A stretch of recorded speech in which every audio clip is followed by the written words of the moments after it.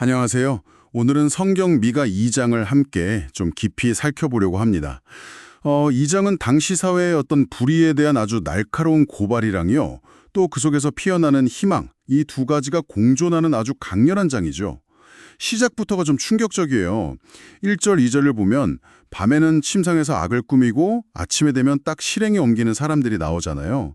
근데 여기서 제 눈에 띈 건 그 손에 힘이 있으므로 이 구절이거든요.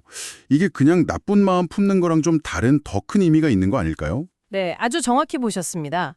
이게 단순히 개인적인 탐욕, 물건 훔치고 이런 차원의 문제가 아니에요. 손에 힘이 있다는 건 말씀하신 대로 그냥 물리적인 힘이라기보다는 사회적인 지위, 권력을 의미하는 거죠.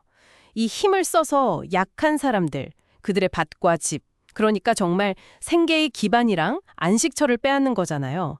이건 명백히 구조적인 악입니다. 아, 구조적인 악이요? 네, 그래서 하나님께서 내가 이 족속에게 재앙을 계획한다 이렇게 강하게 말씀하시는 건 이런 행위 자체가 공동체의 근간을 막 흔드는 아주 심각한 죄악이기 때문이에요. 개인의 탐욕이 결국 시스템적인 불의로 딱 이어지는 그런 현실을 고발하시는 거죠. 아, 그렇군요. 근데 더 답답한 건요. 사람들이 이런 지적을 듣기 싫어한다는 거예요. 6절에 보면 아예 너희는 예언하지 말라 이렇게 소리치고 심지어 11절에서는 내가 포도주와 독주에 대하여 내게 예언하리라 이런 달콤한 거짓말 이런 걸 해주는 사람을 오히려 진짜 선지자라고 환영할 거라고 꼬집잖아요. 이게 진짜 오늘 우리 모습 같기도 해서 좀 씁쓸하더라고요. 듣기 좋은 말만 듣고 싶어 하는 거예요. 네, 맞아요. 바로 그 지점입니다.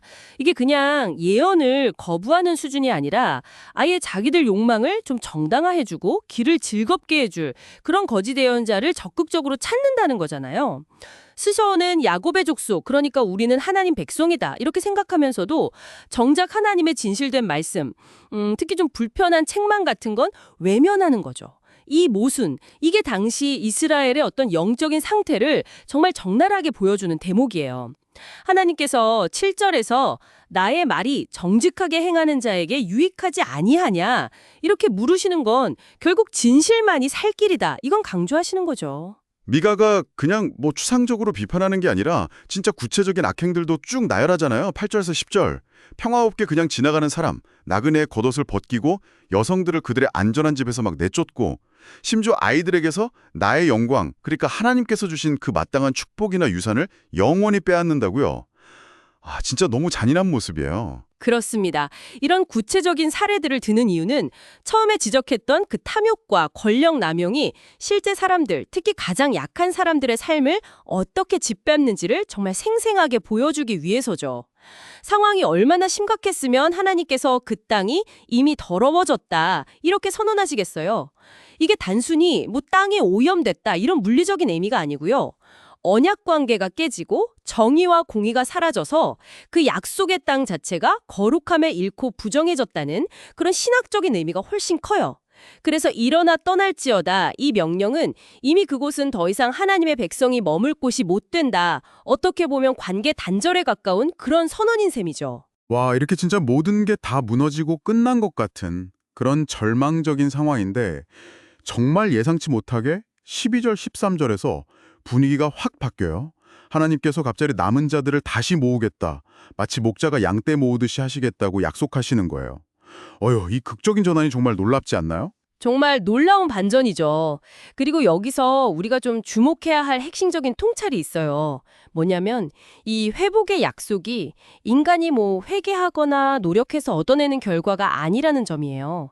오히려 정반대죠. 백성들은 완전히 실패했고 불의했는데도 하나님께서 먼저 나서서 길을 여는 자, 영어로 더 브레이커라고 하죠.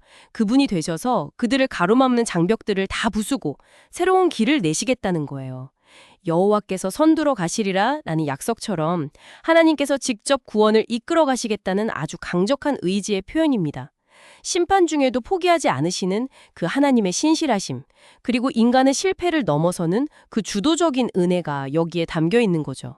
네, 오늘 미가 2장을 통해서 우리는 인간의 탐욕 그리고 어떤 구조적인 불의에 대한 하나님의 정말 엄중한 심판의 메시지 그리고 바로 그 절망의 한가운데서 터져나오는 인간의 기대를 뛰어넘는 하나님의 회복과 구원의 약속을 함께 살펴봤습니다.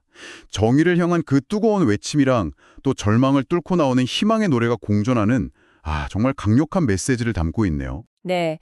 이 수천 년 전의 외침이 오늘 여러분에게는 어떤 울림으로 다가오시나요? 어쩌면 우리 사회가 여전히 좀 안고 있는 그런 불의의 모습들, 혹은 우리 내면 깊숙한 곳에 있는 그 탐욕에 대해서 다시 한번 돌아보게 할지도 모르겠습니다. 우리 시대에 듣기 좋은 거짓 예언은 뭘까? 또 우리가 애써 외면하고 싶은 불편한 진실은 뭘까? 그리고 어쩌면 가장 중요한 질문일 수 있는데요. 오늘 우리에게 길을 여는 자는 누구 혹을 무엇일까? 우리는 어떻게 그 인도를 따라서 이 절망을 넘어 희망으로 나아갈 수 있을까? 이런 것들을 좀 함께 고민해보는 시간이 되었으면 합니다.